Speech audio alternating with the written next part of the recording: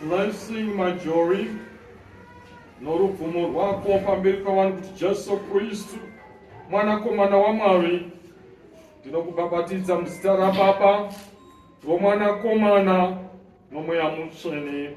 Amen. Amen.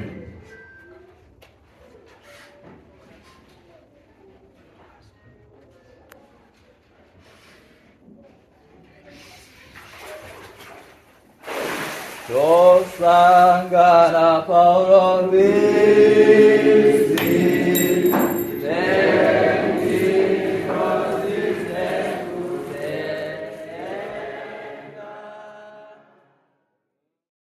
Church of Christ.